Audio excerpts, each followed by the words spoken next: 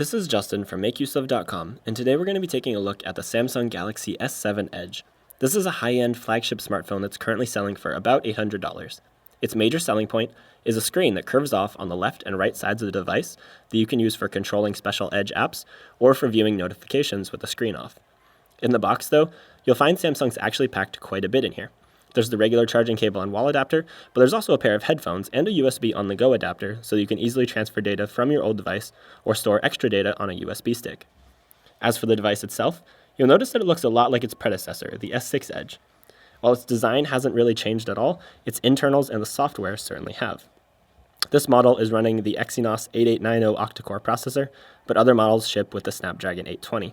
It has 4 GB of RAM and 32 GB of internal storage, which you could boost up another 200 GB using the microSD card slot. Samsung has ditched the IR blaster this time around, but they've added wireless charging.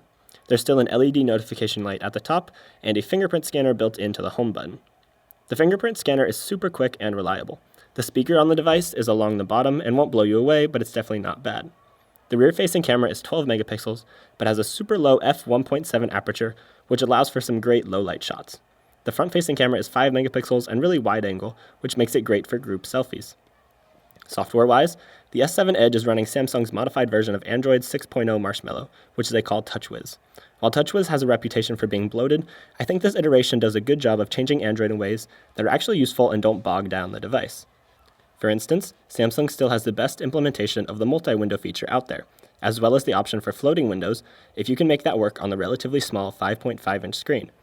There are all sorts of other features too, including really nice theme support, advanced screenshot functions, turning your phone over to silence it, the ability to select which apps show notifications, the ability to toggle what permissions apps have access to, and a lot more.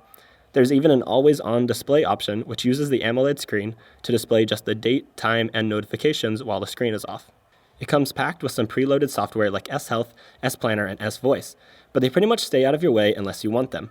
The S7 line is kind of unique in that it has a heart rate sensor built into the camera's flash, which you can use in conjunction with S-Health if you're really into exercising. Other nice Marshmallow features are along for the ride, including Google Now on tap, which scans your screen to guess what you want to search for. All in all, it's a pleasant experience to use.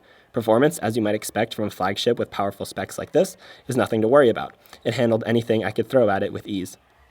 And thanks to the 3,600 mAh battery, it easily lasted me multiple days at a time. Under more heavy usage, I got over 7 hours of screen on time over the course of a little over a day. I was more than impressed with the battery life here. My biggest complaint is that the device is just awkward to hold with the Edge design. Accidental palm presses on the edges of the screen are inevitable, and that's just a basic usability hindrance that's hard to get around. You might want to save yourself a bit of money and just go for the non-Edge version of the S7. If you'd like to read more about the S7 Edge and see how you can win one for yourself, head on over to MakeUseOf.com to see our full review.